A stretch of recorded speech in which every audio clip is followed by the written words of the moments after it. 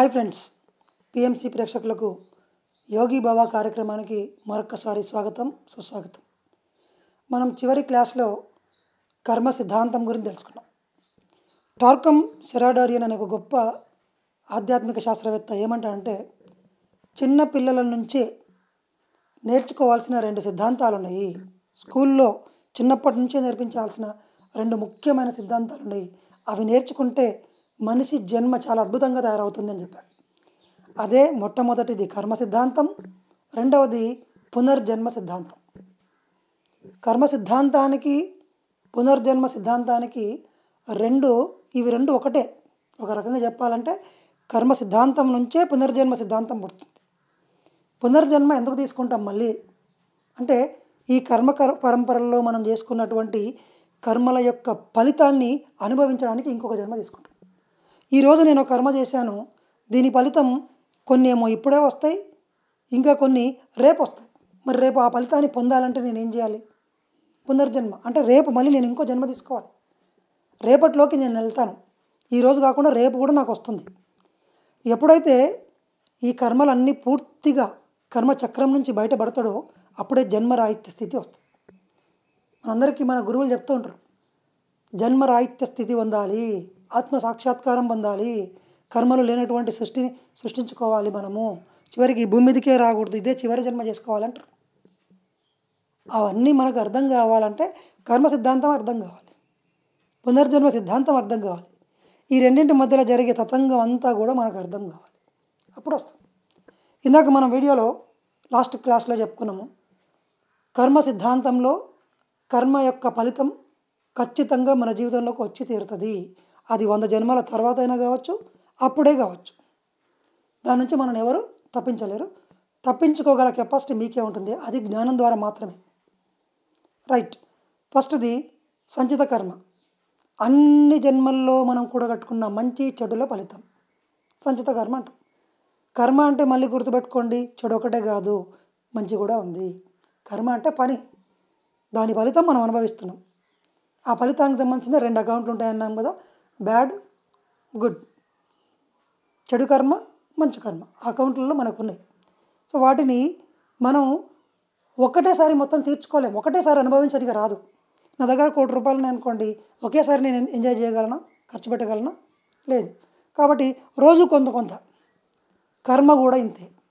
ఆ కర్మలో మనం ఇంతకుముందు చేసుకున్న కర్మలన్నిటినీ కొన్ని ఏమో చెడు ఉన్నాయి, కొన్ని ఏమో మంచి ఉన్నాయి. ఆ రెండింటిని అనుభవించడానికి తిరిగి మళ్ళీ జన్మ తీసుకుంటాము. సరే, ఎందుకు ఈ కర్మ? లేకుంటే బాగుంటుంది కదా అనుకుంటాం మనం. కర్మ సిద్ధాంతాన్ని అందరూ తప్పుగా అర్థం చేసుకుంటారు. కర్మ సిద్ధాంతాన్ని మనం సరైన కోణంలో అర్థం చేసుకుందాం. కర్మ సిద్ధాంతం కనుక లేకపోతే మొత్తం మనకు నష్టమే. నాకు ముళ్ళు గుచ్చింది బాగా, తెలియకుండా నేను వెళ్ళి ముళ్ళు మీద కాలేశాను, తెలియకుండా వెళ్ళి ముళ్ళు మీద కాలేశాను. తెలియదు, అంతకుముందు నాకు ముళ్ళు ఎట్లుంటుందో తెలీదు, దానివల్ల నొప్పి అవుతుందని తెలీదు. కర్మ సిద్ధాంతం అంటే ఏంటంటే ఆ ముళ్ళును తీసే ప్రక్రియ, మళ్ళీ కుచ్చి మరీ ఆ ముళ్ళును తీస్తుంది. అంటే ఆ నొప్పి జరుగుతున్నప్పుడు మనకి లోపల ఏమేర్పడుతుంది అంటే, ఆ నొప్పి భరించేటప్పుడు అనిపిస్తుంది అనమాట, లోపల ఒక అవగాహనకు వస్తాం. ఇక నుంచి నేను నడిచేటప్పుడు కాలు అడుగు ముందర పెట్టేటప్పుడు చూసి కాలు అడుగు పెట్టాలి, ఈ ముళ్ళు మీద కాలు పెట్టకూడదు, ఈ షార్ప్గా ఉన్నటువంటి అంశాల మీద పెడితే నాకు పెయిన్ వస్తుంది అన్న జ్ఞానం నేర్చుకుంటాం. చూడండి, కర్మ సిద్ధాంతము మనకు ఏది ఎలా చేయాలో నేర్పిస్తుంది. మనల్ని మనం హింసించుకోకుండా చక్కగా ఎలా జీవించాలో నేర్పిస్తుంది. కర్మ సిద్ధాంతం ఎప్పుడూ మంచిదే. నేను ఏమి చేసినా, ఏ చెడు చేసినా నాకేం కాకుండా ఉంటే ఎంత బాగుందో అనుకుంటారు. మీరు ఎదగరు, ఇంకా మీరు ఎప్పుడు అందరిని హింసిస్తూనే ఉంటారు. మీరు హింసిస్తున్నప్పుడు పక్కవాడికి కూడా కర్మ సిద్ధాంతం లేదు కాబట్టి వాడు వచ్చి మిమ్మల్ని హింసిస్తాడు, ఇంకొకటి వచ్చి మిమ్మల్ని హింసిస్తాడు. ఎవరు బలవంతుడిగా ఉంటే వాడు హింసిస్తూనే ఉంటాడు. అందుకే ఒక యూనివర్సల్ లా అనేది ఏర్పడింది. ఎవరికి అన్యాయం జరగకుండా, ఎవరికి ఇబ్బంది జరగకుండా ఉండాలంటే కర్మ సిద్ధాంతం అక్కడ ఉండి తీరాలి. సేమ్ కోర్టు లాగా, కోర్టులు లేకుంటే ఎంత బాగుంటుందో, పోలీసులు లేకుంటే ఎంత బాగుంటుందో అనుకుంటాం. ఒకసారి ఊహించుకోండి, పోలీసులు మీకే కాదు, పోలీసులు మీరు చేసే చెడు కర్మలను ఆపడానికే కాదు పోలీసులు ఉన్నది. ప్రపంచం మీ మీద దాడి చేస్తుంటే కూడా పోలీసులు ఆపుతారు. నీకు న్యాయం జరగాలన్నా కూడా కోర్టు అనేది నీకు ఛాయిస్ ఇస్తుంది. దానివల్లనే నీ దగ్గర చుట్టుపక్కల ఉన్న క్రిమినల్స్ అందరూ నీ మీదికి రారు, లేదంటే నీకన్నా బలవంతులు ఎప్పుడో నిన్ను తొక్కి పడేస్తారు. సో కర్మ సిద్ధాంతం కూడా ఒక కోర్టు లాంటిది. ఇక్కడ భౌతికమైన కోర్టులలో ఎన్నెన్నో జరుగుతుంటాయి, కానీ అక్కడ కోర్టులో ఇవల్ల ఏం జరగవు. రైట్.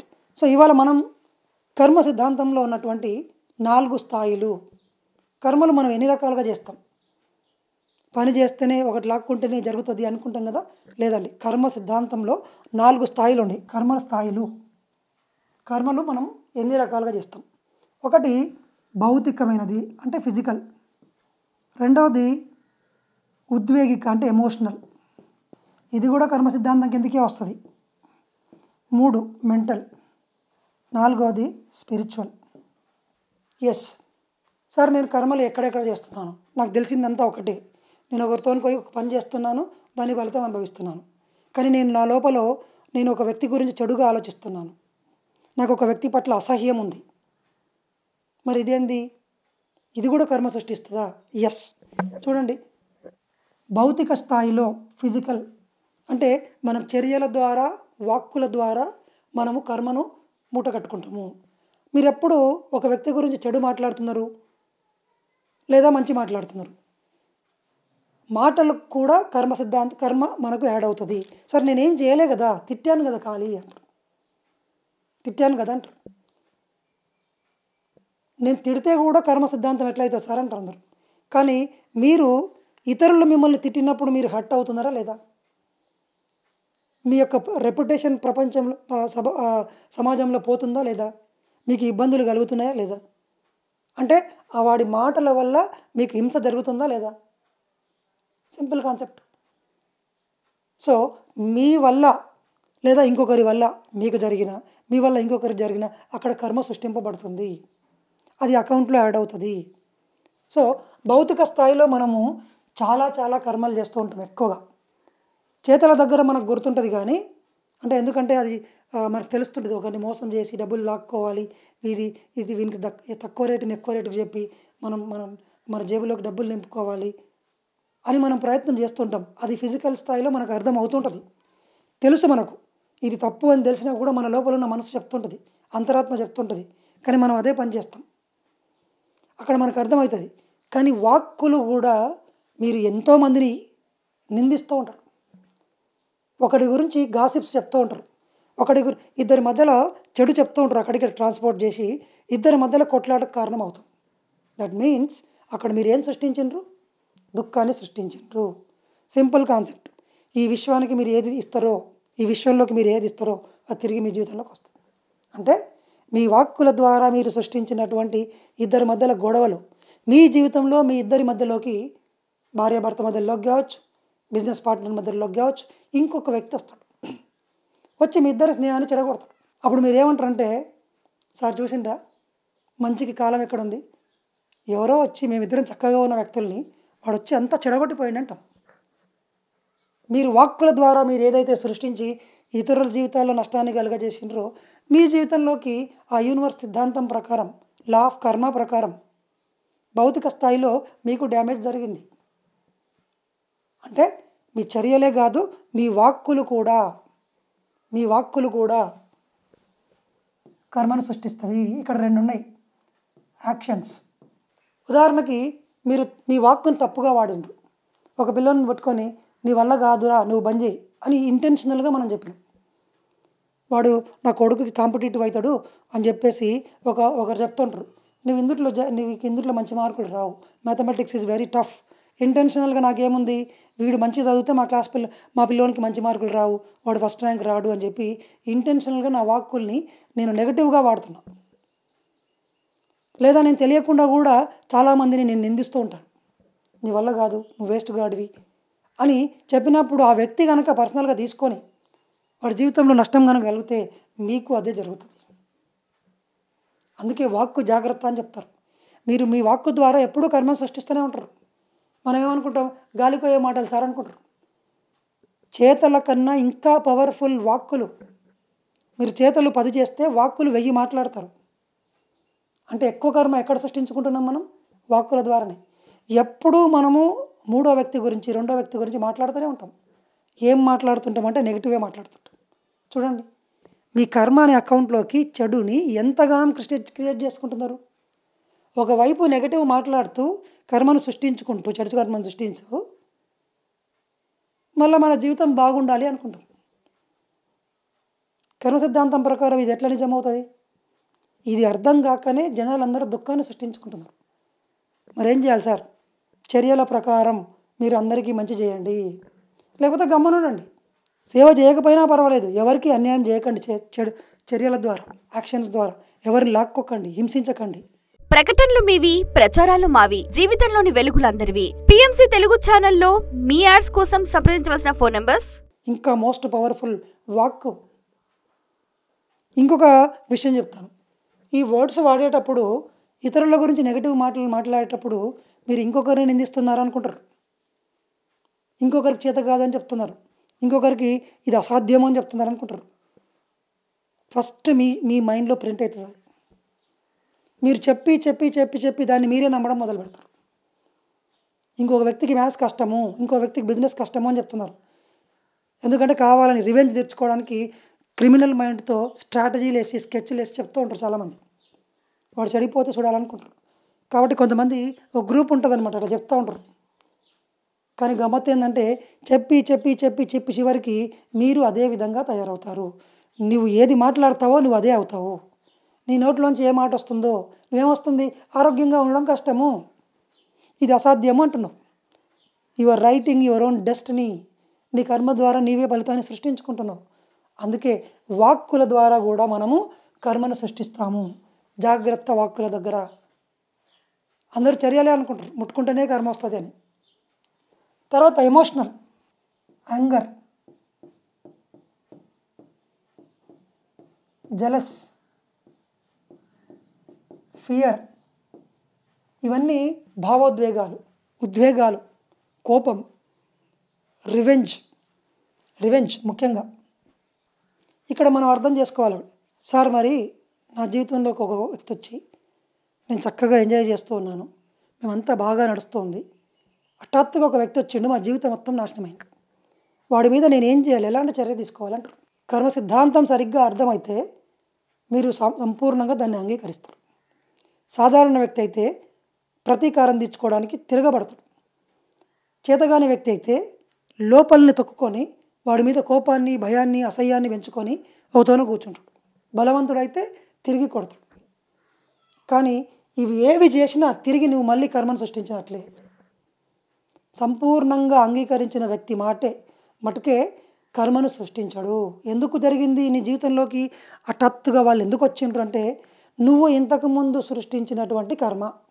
సో ఈ యొక్క భావనలన్నీ కూడా ఈ రెండో శరీరంలో ఉండి కర్మను సృష్టిస్తూ ఉంటాయి. నిన్ను ఎవరో ఒక వ్యక్తి తిట్టిండు, లేదా మోసం చేసి ₹1,00,000 మోసం చేసి వెళ్ళిపోయాడు. వాడి మీద మనకు ఎప్పుడు కోపం ఉంటుంది, యాంగర్. నువ్వు ఎప్పుడు ఆ కోపాన్ని ఆ వ్యక్తి మీదకి పంపిస్తూ ఉంటావు. మరి పంపించిన వ్యక్తి మీద అది ప్రభావం చూపిస్తుంది, ఒక ఫలితాన్ని సృష్టిస్తుంది. అంటే మీరు ఏం చేస్తున్నారు, ఇక్కడ మీరు కూర్చొని ఆ వ్యక్తిని ద్వేషించుకుంటూ ఆ వ్యక్తికి మీరు అగ్ని కీలలని పంపిస్తారు. అది వాడి ఆరను డ్యామేజ్ చేస్తుంది. మీరు మళ్ళీ ఎమోషనల్ లెవెల్లో కూడా కర్మను సృష్టించిండ్రు, ఉద్వేగపరంగా కూడా సృష్టించిండ్రు. ఇది కూడా మీ కర్మలో మూట కట్టుకుంటున్నారు. Be careful. అంటే ఏం చేయాలి సార్, ఎవరి మీద కోపం, అందుకే తన కోపమే తన రక్ష, తన శత్రువు అంటారు, తన శాంతమే తనకు రక్ష అంటారు. మీరు ఎంత శాంతంగా ఉంటే మీ మీదకి వాళ్ళు కోపంతో పంపించినటువంటి అగ్ని జ్వాలని, ఆ తరంగాలని, ఆ థాట్స్ని, మీ చుట్టూ ఉన్న శాంతి వలయం అనేది రక్షణ వలయము మొత్తం నీరు చేసేస్తుంది, న్యూట్రలైజ్ చేసేస్తుంది. మరి ఏం చేయాలి మనము? కోపంతో ఉండకూడదు, జెలస్గా ఉండకూడదు, ఫియర్ భయంతో ఉండకూడదు, రివెంజ్ ప్రతీకారం తీర్చుకోవాలి. వాడు నాకు అన్యాయం చేసిండు, నేను చెయ్యాలి అన్న భావన వచ్చిందా గుర్తుపెట్టుకోండి, మళ్ళీ మీరు కర్మలో అకౌంట్లోకి బ్యాలెన్స్ చేయడం మొదలు పెడతారు. మరి అట్లా వదిలేస్తే వాడు ఎట్లా పడితే అట్లా చేస్తారు కదా సార్ అంటారు. ఇప్పుడు ఉన్నటువంటి ఈ ఫిజికల్ సిస్టంలో, మన భౌతిక ప్రపంచంలో, మన రాష్ట్రం తీసుకుందాము, ఒక దొంగతనం చేసిండు. ఎవరి పని దొంగను పట్టుకోవడం? పోలీసుల పని. పట్టుకుంటాడు, మనం కూడా పట్టుకోవచ్చు, మన బాధ్యత సిటిజన్గా. కానీ వాడిని కొట్టడం కానీ తిట్టడం కానీ ఏమీ చేయకుండా వాడిని తీసుకెళ్ళి వాడి లోపల పరివర్తన వచ్చేలా ఒక జైల్లో ఉంచుతారు. ఇంకా రకరకాల పని, పోలీసుల పని తీస్తాం. అంటే దాన్ని రెగ్యులేట్ చేయడానికి ఒక వ్యవస్థ ఉంది అక్కడ. నువ్వు కనుక వాడిని కొడితే పోలీసులు నీ మీద ఉల్టా కేసు పెడతారు, వాడిని పట్టుకోపోతారు. ఓకే, నువ్వు కొట్టి ఏదైనా డ్యామేజ్ చేసి కాలు కానీ ఎరగొట్టావు అనుకో, నిన్ను కూడా జైలు వేసేస్తారు. కరెక్ట్, దీన్ని సరిగ్గా అర్థం చేసుకుంటే కర్మ సిద్ధాంతం కూడా ఇలా పనిచేస్తుంది. నువ్వు ఒకవేళ నీకు జరిగిన అన్యాయానికి నువ్వు ప్రతీకారం తీర్చుకుంటే నీకు మళ్ళీ ఇంకొక సేమ్ కర్మ మళ్ళీ ఆడవుతుంది. ఎందుకు సార్ అట్లా? నాకు అన్యాయం చేసిండు కాబట్టి నేను చేసిన అంటారు. నీకు అన్యాయము నీ గత జన్మల్లో కర్మ వల్లనో ఈ జన్మల్లో నువ్వు చేసుకున్న కర్మ వల్లనో చేసిండ్రు. అది నీకు అర్థమైతే ఓకే, నా రుణం చెల్లింపు తిరిగిపోయింది, ఇంతటితో సమాప్తం. అందుకే ఒక చెంప మీద కొడితే ఇంకో చెంప చూపించండి అని ఎందుకన్నారంటే, నువ్వు ఇంకో చెంప వాయిస్తావు కాబట్టి రెండోసారి మళ్ళీ కర్మ వస్తుంది కాబట్టి నువ్వు మళ్ళీ ఈ చక్రంలో ఇరుక్కుంటావు. వాడు నేను మళ్ళీ కొడతాడు, నువ్వు కొడతావు, మళ్ళీ ఇంకొక వ్యక్తి వచ్చి నేను కొడతాడు, నువ్వు మళ్ళీ కొడతావు. ఇంకా రోజు మనం దెబ్బలు తినుడే చక్రం ఇలాగా.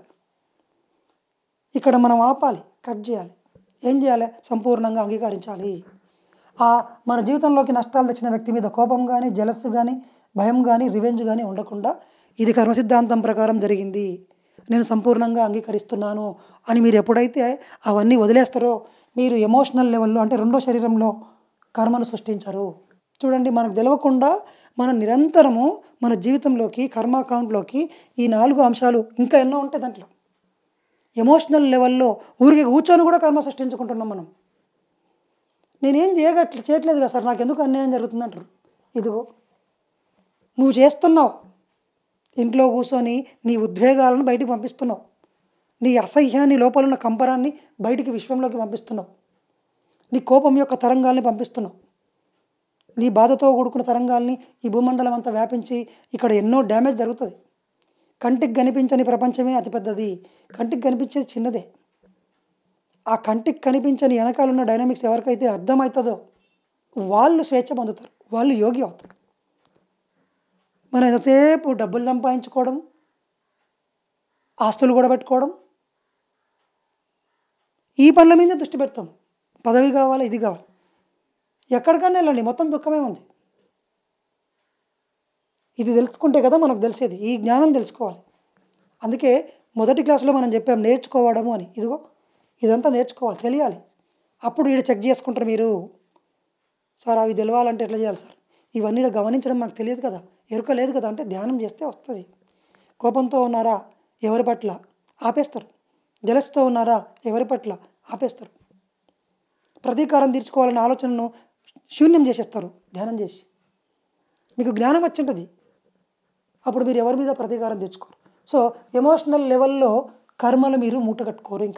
ఇంకా చూడండి, మెంటల్ అంటే థాట్స్, ఆలోచనలు కలిగినటువంటి ప్రదేశమే మెంటల్ అంటే, దీన్ని మైండ్. ఇది 3వ శరీరము, దీన్ని ఆలోచనలు ఉండే ప్రదేశము. ఆలోచనల ద్వారా కూడా మనం కర్మను సృష్టించుకుంటాము. అదేం సార్ ఆలోచనలు అంటే ఎట్లా కంట్రోల్ చేస్తాం? 60,000 ఆలోచనలు వస్తున్నాయి నాకు రోజుకు. కరెక్ట్, నేనేమీ చేయట్లేదు, నా జీవితంలోకి కష్టాలు వస్తున్నాయి, నా జీవితంలోకి ఎక్కడెక్కడెక్కడి నుంచో ఏమేమో వచ్చి యాడ్ అవుతున్నాయి. ఇలా ఇవన్నీ ఎట్లా కంట్రోల్ చేయాలి? ఎస్, మీ ఆలోచనలు విచ్చలవిడిగా తిరుగుతున్నాయి. మీ కంట్రోల్లో లేనివి ఏవి అంటే మీ ఆలోచనలు. మీ ఉద్వేగాలు కంట్రోల్లో లేవు, మీ వాక్కులు కంట్రోల్లో లేవు, మీ చర్యలు కంట్రోల్లో లేవు. మనం 4 స్థాయిలలో, ఆధ్యాత్మిక స్థాయిలో, ఆత్మపరంగా కూడా మనకు కనెక్షనే తెలీదు. ఎక్కడ మనకు నియంత్రణ లేదు. నియంత్రణ లేనటువంటి కారు ఏం చేస్తుంది? మొత్తం యాక్సిడెంట్ క్రియేట్ చేస్తుంది, నీకు మొత్తం డ్యామేజ్ని సృష్టిస్తుంది. మన యంత్రాంగం, మన లోపల ఉన్నటువంటి ఈ 3 శరీరాలు, భౌతిక శరీరము, ఎమోషనల్ బాడీ, మెంటల్ బాడీ, ఈ 3 శరీరాలు మన అధీనంలో లేవు. అక్కడ లోపల ఏమేమి జరుగుతున్నాయో, అవి ఏం చేసి కర్మను ఎట్లా సృష్టిస్తున్నాయో మనకు తెలియదు. 4 స్థాయిలో, ఆధ్యాత్మిక స్థాయిలో కూడా కర్మ సృష్టిస్తుంటాము. మనం అంతా నేర్చుకుంటుంటాం కానీ ఎవరికి నేర్పించాం. అది కూడా ఒక బంధమే. నువ్వు పత్రి గారి దగ్గరికి వెళ్ళి ధ్యానం నేర్చుకున్నావు కానీ నువ్వు ఎవరికి చెప్పవు. యూట్యూబ్లో క్లాసుని వింటావు, నువ్వు నేర్చుకుంటావు, ఎవరికి చెప్పవు. అది కూడా ఒక ఆధ్యాత్మిక కర్మనే. నువ్వు ఇవ్వట్లేదు, పంచట్లేదు. ఈ విశ్వంలో నీది ఏది కాదు, నువ్వు తీసుకొని వాడుకొని వదిలేయాలంత. నువ్వు జ్ఞానం నేర్చుకోవాలి, అందరికి ఇవ్వాలి. మనం తీసుకోవడానికి అలవాటు పడ్డాము, ఇవ్వడానికి అలవాటు లేదు. ఆధ్యాత్మిక స్థాయిలో కర్మ.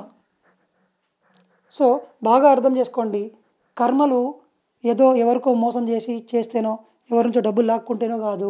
ఇన్ని స్థాయిల్లో కర్మలను మనము చేస్తూనే ఉన్నాం. మన అకౌంట్ బ్యాలెన్స్ నింపుతూనే ఉన్నాం. అంటే మీరు కూర్చున్నా కర్మ చేస్తున్నారు, మీరు నిలబడి ఉన్నా కర్మ చేస్తున్నారు, పని చేస్తున్నా, నిద్రపోతున్నా, మీరు ఆలోచిస్తున్నా, మీరు భయపడుతున్నా, ఒకరి గురించి చెడుగా ఆలోచిస్తున్నా, ఒకరి గురించి చెడుగా మాట్లాడుతున్నా, ఇవన్నీ కూడా కర్మ సిద్ధాంతం యొక్క పరిధిలోకి వస్తాయి. మీ అకౌంట్ బ్యాలెన్స్ పెరుగుతుంది. ఏ బ్యాలెన్స్ పెరుగుతుంది? Become aware. ఇవన్నీ పెట్టుకొని నాకు సంకల్ప శక్తి కావాలి, నాకు అఫర్మేషన్స్ కావాలి, కోట్లు డబ్బు కావాలి, how to attract money, how to clean chakras. ఎలా చక్రాలు క్లీన్ అవుతాయి? ఇవి కర్మలు అన్నీ కలిపి అక్కడ నిండుకుంటాయని బ్లాక్స్గా ఏర్పడతాయి. ప్రకటనలు మీవి, ప్రచారాలు మావి, జీవితంలోని వెలుగులందరివి. పిఎంసి తెలుగు ఛానల్లో మీ యాడ్స్ కోసం సంప్రదించవలసిన ఫోన్ నంబర్స్. ఇవి తీయాల్సింది. చక్రాల్లో ఏముంటుంది? ఈ కర్మలే ఎమోషన్సే పోయి అక్కడ క్రిస్టలైజ్డ్ అయ్యి బ్లాక్స్ ఏర్పడతాయి. మీ జీవితంలోకి డబ్బు రాకుండా ఆపేటివి ఇవే, ఆరోగ్యం రాకుండా ఆపేది ఇదే, అజ్ఞానం పోయి జ్ఞానం పొందగలిగే, ధ్యానం కుదరనీయకుండా చేసేది ఇదే, మంచి జరగకుండా చేసేటివి అన్నీ ఇవే. మీరు అర్థం చేసుకోవాల్సినవి ఇవి. ఏ లా ఆఫ్ అట్రాక్షనో, ఏ మైండ్ పవరో, ఇంకోటో పెడితే మీరు సృష్టిస్తారు, మీ బలవంతంగా సృష్టిస్తారు, కానీ చివరికి మీకు దుఃఖమే మిగులుతుంది. దీన్ని అర్థం చేసుకోవాలి లోతుగా. అప్పుడు మీకు అసలైన ఆధ్యాత్మికత వంటబడుతుంది. కర్మ సిద్ధాంతాన్ని మళ్ళీ విందాం. చాలా లోతులు ఉన్నాయి ఇంకా. సో ఇప్పుడు ఈ 4 స్థాయిల్లో మనం కర్మ చేసుకుంటున్నామన్న విషయం మనకు అర్థమైనప్పుడు ఏం చేయాలి? గమనించుకోవడం నేర్చుకోవాలి. సరే, ఎట్లా సార్ మరి 4 స్థాయిల్లో కర్మలు నేను ఆపాలంటే ఏం చేయాలంటే, ఫస్ట్ నేను తెలుసుకోవాలి నేను ఏం చేస్తున్నాను అన్న ఎరుక నాకు రావాలి. ఎరుక వస్తేనే తెలుస్తుంది నాకు. నేను ఒకరిని కొడుతున్నాను బలవంతంగా, ఈజీగా, అనుకోకుండా కొట్టేసిన సార్ అంటారు. అనుకోకుండా కొట్టలే, ఎరుక లేకుండా కొట్టాను. నీ లోపల ఉంది అదంతా. అనుకోకుండా తిట్టాను, అనుకోకుండా కోపం, కంటిన్యూస్గా వాడి మీద నాకు కోపం వస్తుంది. ఎలా? ఈ కర్మ సిద్ధాంతం నుంచి నేను బయటపడాలంటే ఎట్లా? మీకు మీ యొక్క చర్యల పట్ల ఎరుక రావాలి, వాక్కుల పట్ల ఎరుక రావాలి, ఇదిగో ఈ యొక్క భావాల పట్ల ఎరుక రావాలి, ఆలోచనల పట్ల ఎరుక రావాలి. అంటే మీరు 4 రకాలు మళ్ళీ మనసులో. ఎప్పుడు నెగిటివ్ మాట్లాడే వాళ్ళందరి జీవితాల్లో నెగిటివ్ వస్తుంది. రెండవది, మీ చుట్టూ ఉన్న వాతావరణాన్ని కూడా థాట్ పొల్యూట్ చేస్తారు. ఈ భూమి ఎంత చెడిపోయింది, ఈ వాతావరణం అంత పాడైపోయింది, ఈ రాజకీయ నాయకులు మొత్తం మోసం చేస్తున్నారు అని మీరు ఆలోచన చేస్తున్న ప్రతి క్షణము మీరు ఈ సృష్టిలోకి నెగిటివ్ ఆలోచనలు పంపిస్తారు. ఈ భూమండలం మొత్తం అంతా నెగిటివ్ ఆలోచనలు అనుకుంటాయి. ఇవందరి ఆలోచనలు, నెగిటివ్ ఆలోచనలు అన్నీ కలిపి ఒక చెత్త రాజకీయ నాయకుని తీసుకొచ్చి స్టేట్లో కూర్చోబెడుతుంది, ఎక్కడనో కూర్చోబెడుతుంది. వాడి వల్ల మనకు అంతా డ్యామేజ్ జరుగుతుంది. అదేం సార్, నేను ఒక్కని చేస్తే మొత్తం రాష్ట్రమే మారుతుంది అంటే, నీలాంటి వాళ్ళు చుట్టూ ఉన్న వాళ్ళందరూ కూడా అదే కదా. అందరూ కలిసి గ్రూప్ రియాలిటీని క్రియేట్ చేస్తారు. అంటే మీరు సమాజంలో జరిగే రాజకీయంగా పరంగా జరిగే అన్యాయాలని ఆ మొత్తానికి కారణం మనమే. అక్కడెక్కడో జరిగే ఉత్పాతాలకి కూడా మనమే కారణము. నేను ఈడ కూర్చొని నేనేం చేస్తున్నా సార్ అంటారు. మీరు పంపించిన ఆలోచనల వల్ల అక్కడి నుంచి ఇంకొకరు పంపించింటారు, అక్కడి నుంచి ఇంకొకరు పంపించింటారు, అదంతా ఒక చోట జమ అయ్యి ఒకరోజు ఒక పెద్ద భూకంపం వస్తుంది. దీన్నే సామూహిక కర్మ అంటాం. మీ ఒక్కరే కాదు కర్మ సృష్టించుకునేది, మీరు ఈ యొక్క సామూహిక కర్మను కూడా సృష్టిస్తారు. అంటే ఈ భూమి మీద ఏమైనా ఉత్పాతం జరిగితే అందుట్లో మనది ఒక వంతు ఉంటుంది. ఈ భూమి మీద ఏదైనా మంచి జరిగితే అందుట్లో మన వంతు ఉంటుంది.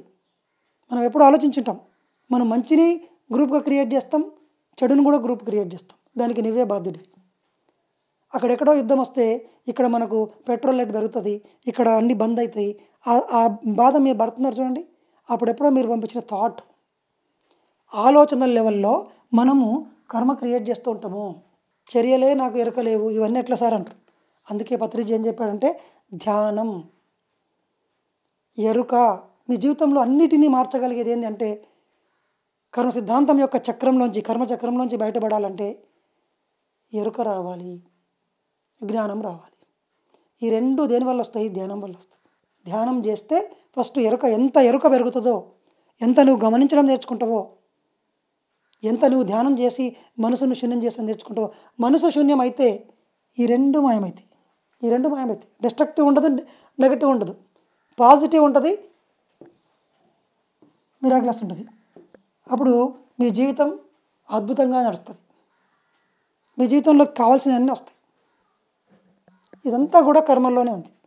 సో భౌతికంగా మనం కర్మను మూటగట్టుకుంటున్నాం. ఎలా?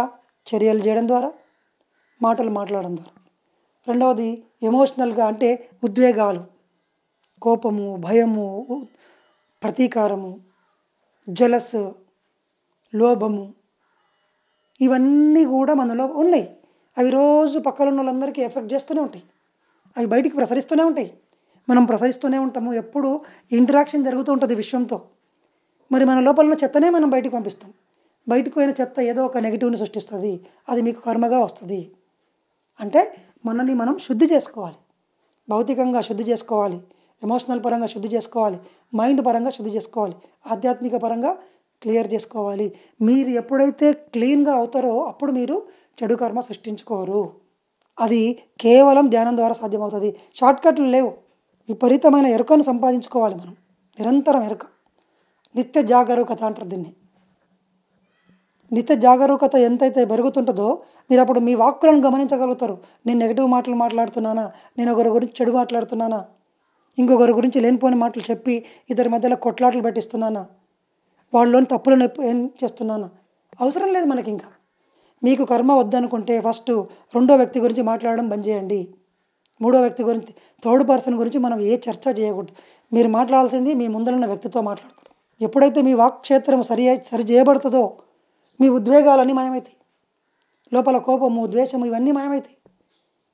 అప్పుడు మీ ఉద్వేగాలు మాయమైపోయి మీ వాక్కులు సరి అయినప్పుడు మీ లోపల ఉన్న ఆలోచనలు ఏ ఆలోచనలు ఉన్నాయో మీకు తెలుస్తుంది. నెగిటివ్ చేస్తున్నానా, డిస్ట్రక్టివ్ చేస్తున్నానా, పాజిటివా, మిరాక్యులసా? అప్పుడు మీరు ఏం చేస్తారు? ఆ ఎరుక ద్వారా వాటిని తొలగిస్తారు. చూడండి, ఓన్లీ మిరాక్యులస్, పాజిటివ్ పెడతారు. మీ జీవితంలోకి పాజిటివ్ మిరాక్యులస్ థింకింగ్ ద్వారా పాజిటివ్ ఫలితాలు, మిరాక్యులస్ ఫలితాలు వస్తాయి. సంపూర్ణ ఆరోగ్యం వస్తుంది. సరే, ఎంత ధ్యానం చేసినా నాకు ఆరోగ్యం మంచిగా కావట్లేదు, మళ్ళీ వస్తుంది. ఎందుకంటే మీరు ధ్యానం చేస్తున్నారు, శక్తిని సంపాదించుకుంటున్నారు, నెగిటివ్ థాట్స్ ద్వారా మళ్ళీ చెడగొడుతున్నారు. ఒకరి మీద కోపం ద్వారా ధ్యానం చేసినాం, కానీ ఇంకొకరి మీద కోపం అట్లాగే ఉంది, అది ఇంకా పోలేదు. ఆ జబ్బును క్రియేట్ చేస్తూనే ఉంటుంది అది. చాలామంది క్వశ్చన్, ధ్యానం చేస్తే రోగాలన్నీ పోతాయి అన్నారు కదా. ధ్యానం ఒకటే చెప్పలేదు కదా. వాక్కుల గురించి చెప్పిండ్రు, ఆలోచనల గురించి చెప్పిండ్రు, భావనల గురించి చెప్పిండ్రు. మరి ఇవన్నీ ఆడండి. ఇవన్నీ ఓన్లీ ధ్యానం చేసి 1 గంట సేపు మంచుకుంటున్నారు, 23 గంటలంతా మళ్ళీ చెత్తనే బయటికి పంపిస్తున్నారు. తద్వారా రోగాలు, అపజయాలు. రిజల్ట్ ఏం లేదు సార్ అంటారు ధ్యానంలో. మొత్తం అర్థం చేసుకుంటేనే రిజల్ట్. అలా ధ్యానంలో కూర్చుంటే ఫస్ట్ ప్రశాంతత వస్తుంది, అద్భుతం. తక్షణం రిలీఫ్ వస్తుంది, బాగుంది. శక్తి వస్తుంది, ఇంకా బాగుంది. కొంచెం ఎరక వచ్చింది, బాగుంది. ఇవి కూడా నేర్చుకోవాలి, ఈ జ్ఞానం కూడా నేర్చుకోవాలి. అందుకే పత్రిసారు ధ్యానంతో పాటు ఏం చెప్పిండు? స్వాధ్యాయం. పుస్తకాలు ఎన్నో, కర్మ సిద్ధాంతం పుస్తకం ఉంది, పునర్జన్మ సిద్ధాంతం ఉంది, ఆరా గురించి ఉంది, థాట్ పవర్ ఉంది, మైండ్ పవర్ ఉంది, వాక్ శక్తి గురించి ఉంది. ఈ పుస్తకాలన్నీ చదివితే మీకు జ్ఞానం పెరిగి ఎక్కడెక్కడ కర్మ సృష్టింపబడుతుందనే విషయం తెలుస్తుంది. సో మనం ఈ క్లాసులో ఏం తెలుసుకుంటున్నాము? కర్మస్థాయిలు, 4 రకాల కర్మస్థాయిలు. 4 స్థాయిలలో కర్మను మనం సృష్టించుకుంటున్నాం. మిగిలిన 3 మనకు తెలియదు, అసలు ఎరుకనే లేదు. ఒకటే, చర్యల ద్వారా మాత్రమే నాకు కర్మ వస్తుందని అనుకుంటారు. కానీ అసలైన పవర్ఫుల్, మోస్ట్ పవర్ఫుల్ ఉన్నవి వాక్కుల ద్వారా, ఆలోచనల ద్వారా, భావాల ద్వారా. ఇవన్నీ రకాలుగా మనం కర్మలను సృష్టించుకుంటూనే ఉన్నాము. ఇవన్నీ మనం పోవాలంటే ఎరుకను సంపాదించుకోవాలి. బాగా ధ్యానం చేస్తూ ఉండాలి. ఎంతెంత ధ్యానం చేస్తూ ఎంతెంత మౌనంగా ఉంటామో మన ఎరుక పెరుగుతుంది. ఎరుక పెరిగినప్పుడు చక్కగా మనము ఏం చేస్తున్నామో అవన్నింటినీ తీసేస్తాం. సో ఇది 4 స్థాయిల్లో ఉన్నటువంటి కర్మ. మరి సార్ జన్మరాహిత్య స్థితి అంటారు కదా, ఈ జన్మలు అసలు ఇవన్నీ ఎందుకు, నాకు అవసరమే లేదు, జన్మరాహిత్య స్థితికి నేను పొందాలి అంటే ఒకటే కాన్సెప్ట్, నిష్కామ కర్మ. దీని అర్థం ఏంటంటే నిష్కామ, కామము అంటే కోరిక, సంస్కృత పదంలో కామము అంటే కోరిక, నిష్కామం అంటే కోరిక లేకుండా అని అర్థం. నువ్వేం పని చేసినా, మనం అందరం ఏం పని చేసినా ఏమంటామంటే గుడిలో దానం చేస్తాం, పుణ్యం రావాలి. ఒక విద్యాలయం కట్టిస్తాం, నాకు పుణ్యం వస్తుంది. టెంపుల్ కట్టిస్తాం, పుణ్యం వస్తుంది. పుణ్యాన్ని ఆశించి ఫలితం చేస్తాం, కోరిక పని చేస్తాం, మనం సేవ చేస్తాం. సార్ ఆశించకూడదా ఇవన్నీ అంటే ఖచ్చితంగా ఆశించవచ్చు. 100% మీకు ఆ హక్కు ఉంది. మీరు అన్నదానం చేస్తే మీరు ఆశించవచ్చు, ఖచ్చితంగా మీకు వస్తుంది కూడా. ఎందుకంటే మీరు చేయాల్సింది చేసినారు. మీకు చక్కటి భోజనం దొరుకుతుంది, మీకు చక్కటి విద్య దొరుకుతుంది. మీరు ఇతరుల ఆరోగ్యానికి కృషి చేస్తే మీకు చక్కటి ఆరోగ్యం వస్తుంది. నువ్వు ఏం చేస్తే అది వస్తుందని చెప్పి. సార్ ఇవన్నీ కాదు, మరి కర్మలు మంచి కర్మ చెడు కర్మ అని వచ్చింది కదా. మంచి కర్మ అనుభవించాలంటే ఏడికి రావాలి సార్? ఈ భూమి మీదకే రావాలి. చెడు కర్మ అనుభవించాలంటే ఈ భూమి మీదకే రావాలి. అంటే మీరు మళ్ళీ మానవ జన్మ తీసుకోవాలి. అంటే ఈ కర్మచక్రంలోనే ఉంటారు మీరు. ఇంకా ఇది చక్రం సార్. కర్మచక్రం నుంచి నేను బయటపడాలి, నాకు జన్మలే అవసరం లేదు, నేను అనుకుంటే రావాలి, అనుకుంటే పోవాలి. అంటే మీకు కర్మ బ్యాలెన్స్ ఉండకూడదు. పుణ్యం చేస్తూ పోతున్నాం, గుడ్ కర్మ పెరుగుతూ పోయింది, సంపదలు అవుతున్నాయి, మొత్తం ఫుల్ పుష్కలంగా మీరు ఎంతో పుణ్యం చేసిండ్రు, సేవ చేసిండ్రు, విపరీతంగా ప్రపంచానికి మేలు చేసిండ్రు. అప్పుడు ఏమైంది? గుడ్ కర్మ పెరిగింది. మరి ఆ కర్మ భోగాలన్నీ అనుభవించాలి కదా. అవన్నీ అనుభవించాలంటే మళ్ళీ మానవ జన్మలోకి రావాలి, శరీరం తీసుకోవాలి. అప్పుడు శరీరం తీసుకున్నప్పుడు మళ్ళీ అన్నీ ఉంటాయి, అన్ని బంధనాలు ఉంటాయి, అన్నీ కూడా మళ్ళీ ఈ భూమి మీదకి వచ్చి అనుభవించాలి. అంటే మీరు ఇంకా ఎక్కడున్నారు? చక్రంలో ఉన్నారు. ఈ రెండింటిని కలిపి కర్మచక్రము అంటాం. ఈ కర్మచక్రం ఏం చేస్తుందంటే పునర్జన్మకు దారితీస్తుంది. ఎస్, చూడండి, కర్మ సిద్ధాంతం మళ్ళీ ఎక్కడికి వచ్చిందంటే పునర్జన్మ కాడికి వచ్చింది. ఎందుకయ్యా పునర్జన్మ అంటే, ఇదిగో బ్యాడ్ అకౌంట్ ఉంది, గుడ్ అకౌంట్ ఉంది. సార్ బ్యాడ్ మొత్తం నేను తీసేసిన, సేవ చేసిన ఫుల్, గుడ్ ఉందిగా, మంచిదిగా. అందుకేం చెప్తారంటే ఒక గొప్ప ఆయన, చెడు అనేది ఇనుప సంఖ్యలు, అది నేను బంధిస్తుంది. ఇనుప సంఖ్యలతోనో చెట్టుకు కట్టేసి నేను ఒకతోనో బంధింపజేసింది. ప్రకటనలు మీవి, ప్రచారాలు మావి, జీవితంలోని వెలుగులందరివి. పిఎంసి తెలుగు ఛానల్లో మీ యాడ్స్ కోసం సంప్రదించవలసిన ఫోన్ నంబర్స్. మంచి అనేది బంగారు సంఖ్యలు, అది కూడా నేను బంధిస్తుంది, అది కూడా నిన్ను అక్కడనే ఉంచుతుంది. తేడా అల్లా ఆ లోహం దగ్గర మాత్రమే. రెండు చోట్ల నువ్వు బంధింపబడ్డావు, స్వేచ్ఛ నీకు లేదు, నువ్వు కర్మ పరిధిలోనే ఉన్నావు. ఎందుకు అంటే మనం ఫలితం ఆశిస్తున్నాం కాబట్టి, నువ్వు కావాలనుకుంటున్నావు కాబట్టి ఫలితం నీ లోపల వస్తుంది. ఏ ఫలితం నాకు వద్దు అని ఎప్పుడైతే నువ్వు నిర్ణయించుకొని పనిచేయడం మొదలు పెడతావో అప్పుడు దాన్ని ఏమంటావు అంటే నిష్కామ కర్మ. అందుకే భగవద్గీతలో శుభాశుభ పరిత్యాగి అంటారు. శుభాన్ని అశుభాన్ని పరిత్యాగించు అంటాడు. ఎందుకంటే శ్రీకృష్ణ భగవానుడు కర్మల్లో ఇరుక్కునే పని చెప్పడు, కర్మ నుంచి బయటకు వచ్చేది. శుభం వల్ల నీకు భోగాలు వస్తాయి, అశుభం భోగం వల్ల రోగాలు వస్తాయి. ఆ రెండింటిని వదిలిపెట్టు. ఆ రెండు నిన్ను బంధించి కర్మచక్రంలో గిరగిరా తిరుగుతూనే ఉంటుంది, నీకు స్వేచ్ఛనివ్వదు. అందుకే ఏమంటారంటే శుభం అనే పదాన్ని వదిలేసేయి, అశుభాన్ని వదిలేసేయి, సేవ చేసుకుంటూ పో, పని చేసుకుంటూ పో. దాన్నే నిష్కామ కర్మము. ఇంకొక శ్లోకం కూడా ఉంటుంది, బుద్ధియుక్తో జహాతీహ ఉభే సుకృత దుష్కృత. సుకృతము దుష్కృతము. సుకృతము అంటే పుణ్యము, దుష్కృతము అంటే పాపం. ఉభే అంటే రెండింటిని, జహ అంటే వదిలిపెట్టడము, ఇహ అంటే ఇహలోకంలో.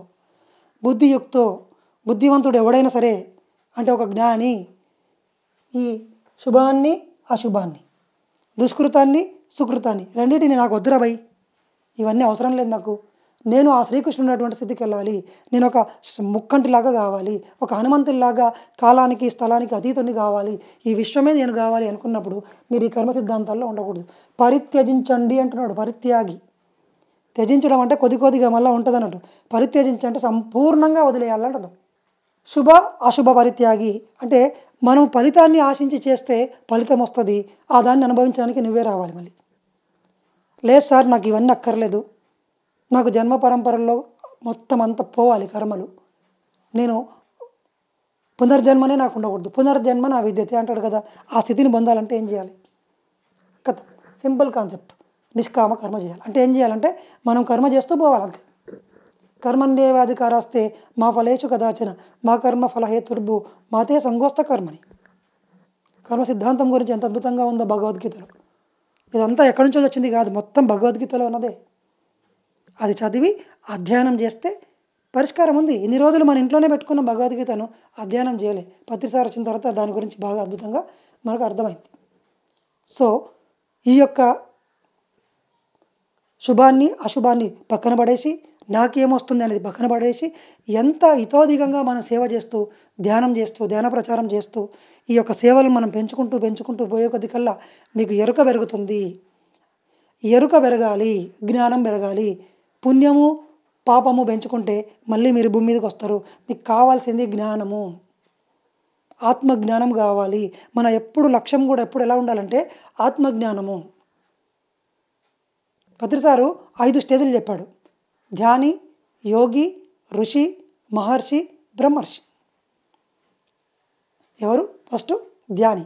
అంటే ధ్యానం కొత్తగా వచ్చిండు, శ్వాస మీద ధ్యాస పెట్టి అక్కడక్కడ కొద్దిగా నేర్చుకుంటున్నాడు.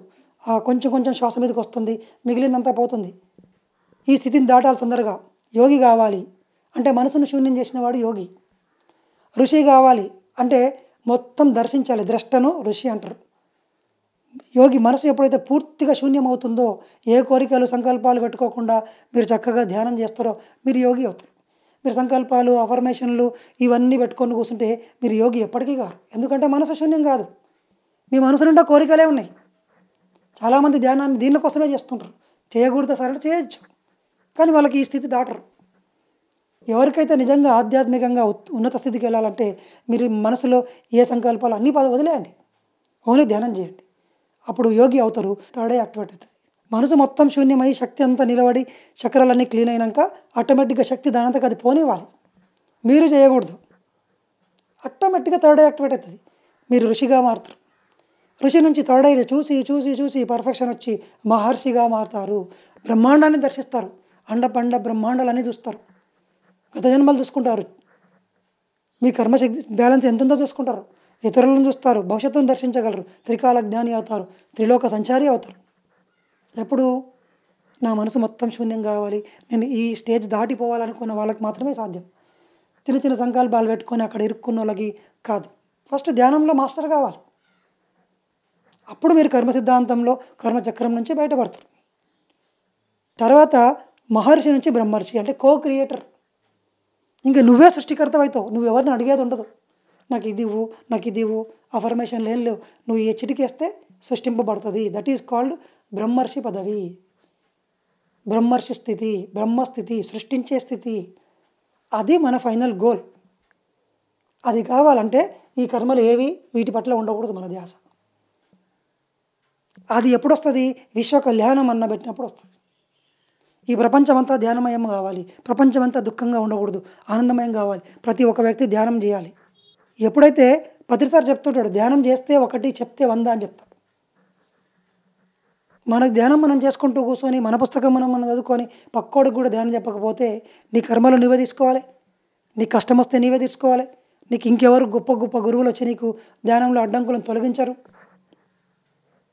అదే కనుక నువ్వు ఇతరులకు ధ్యానం చెప్పడం మొదలు పెడితే 200 మంది హాస్టల్ మాస్టర్లు నీ చుట్టూ ఉండి నీ ధ్యాన స్థితిని పెంచుతారు, నీ కర్మలు తీసేస్తారు, నీ ఆరా క్లీన్ చేస్తుంటారు, నీకు సహాయం చేస్తుంటారు, నీ సంకల్పాలు నెరవేరుస్తారు, నేను చక్కగా చూసుకుంటారు, నీకు వచ్చే నీ వల్ల జరిగే తప్పులన్నిటినీ సరి చేసుకుంటూ పోతారు, యోగ భ్రష్టత్వం చెందకుండా కాపాడుతూ ఉంటారు. అందుకే ధ్యాన ప్రచారం చాలా ఇంపార్టెంట్ అని చెప్తాను. వెళ్ళండి, పక్క వాళ్ళందరికీ ఫోన్ చేసి ధ్యానం చెప్పండి, ఒక పాంప్లెంట్ ఇవ్వండి, ఒక ప్రోగ్రామ్ జరుగుతుంటే ఆర్గనైజ్ చేయండి, ₹1 తీసి ప్రోగ్రామ్కి చేయండి. జన్మల్లో ఉన్న కర్మలన్నీ క్లీన్ అవుతాయి, పరమ గురువుల చూపు మన మీద పడుతుంది. అప్పుడు మీ జీవితంలో అత్యద్భుతమైన ఆధ్యాత్మికత పరిడవిల్లుతుంది, వచ్చేస్తుంది, జీవితం అంతా మారుతుంది. ధ్యానం చేద్దాం, అందరినీ ధ్యానంలో కూర్చోబెడదాం, ప్రపంచం అందరికీ ధ్యానం చెప్తాం. ఎంతైనా చేయగలం మనం. సార్ నేను చెప్తే ఎవరు వినట్లేదు, నువ్వు అనుకుంటున్నావు వినట్లేదు కాబట్టి వినట్లేదు. నేను చెప్తే ఎవరైనా వింటారు అని మీరు నిర్ణయించుకోండి. నేను చెప్పాలి అన్న భావనను పెట్టుకోండి చాలు. స్టేజ్ల మీద ఎక్కి చెప్పాల్సిన అవసరం లేదు. ఓ పక్క ఇంటికి వెళ్ళి ధ్యానం గురించి చెప్పి ఒక వీడియో చూపించి పలానా PMC ఛానల్ చూడండి, పలానా వీడియో చూడండి, పలానా మాస్టర్ ఇది చెప్పాడు, ఇక్కడ కర్మ సిద్ధాంతం ఉంది, వాడు నేర్చుకుంటాడో నేర్చుకోండి. నీ పని అయిపోయింది. నీ పని మనందరి పని చెప్పడమే. తద్వారా అన్ని కర్మలు పోతాయి. కర్మచక్రంలోంచి బయటపడడానికి అత్యద్భుతమైన మార్గం మన దగ్గర ఉంది, ధ్యాన ప్రచారం. విశ్వ కళ్యాణం కోసం, ధ్యాన జగత్ కోసం మనం కృషి చేద్దాం. సాకార జగత్ కోసం, పిరమిడ్ జగత్ కోసం మనందరం కంకణం కట్టుకొని పని చేద్దాం. తద్వారా మన కర్మలన్నీ క్లీన్ చేసుకుందాం. ఈ జీవితంలోని చివరి జన్మను మనం పొందుదాం. బ్రహ్మస్థితికి చేరాలి, బ్రహ్మర్షి స్థితికి వెళ్ళాలి. That is final goal. శ్రీకృష్ణుడు ఉన్నటువంటి స్థితికి అంటే ఆ జన్మ భువనాలోక పునరావర్తితే అర్జున పునర్జన్మ నా విద్యతే అంటే నేనున్న చోటునున్న లోటుకి వస్తే తప్ప నీకు మళ్ళీ పునర్జన్మ అనేది ఉండదు. నువ్వు 6వ లోకం వరకు వెళ్ళు, 5వ లోకం వరకు వెళ్ళు, అవి ఉన్నతమైనవే కావచ్చు, కానీ నువ్వు పునర్జన్మ ఉంటుంది, నువ్వు కర్మచక్రంలోనే ఉంటావు. నిర్వాణం, పరినిర్వాణం, మహాపరినిర్వాణం పొందిండు బుద్ధుడు. ఆ స్థితి పొందాలి మనం. దుఃఖరాహిత్య, జన్మరాహిత్య, బ్రహ్మస్థితి, ఈ 3వ స్థితి మనందరి లక్ష్యం. అది ఎప్పుడు సాధ్యమవుతుంది? ఈ కర్మ సిద్ధాంతము, పునర్జన్మ సిద్ధాంతం సరిగ్గా అర్థమైతే, చక్కగా మీరు ఇవన్నిటిని ఆచరించిన దాన్ని కొనసాగిస్తే. ఇది ఫ్రెండ్స్ ఇవాళటి మన పునర్జన్మ కర్మ సిద్ధాంతంలో 4 స్థాయిల్లో మనం కర్మ ఎట్లా సృష్టించుకుంటున్నామో, ఆ 4 స్థాయిల్లో కర్మను సృష్టించుకోకూడదు, చెడు కర్మను సృష్టించుకోకూడదు అంటే ఒకటే మార్గం ఉంది. ఎరుకను పొందాలి, జ్ఞానాన్ని పొందాలి. ఆ 2 ధ్యానం వల్ల వస్తుంది, స్వాధ్యాయం వల్ల వస్తుంది, సజ్జన సాంగత్యం వల్ల వస్తుంది, ఆచార్య సాంగత్యం వల్ల వస్తుంది, టీచింగ్ వల్ల వస్తుంది.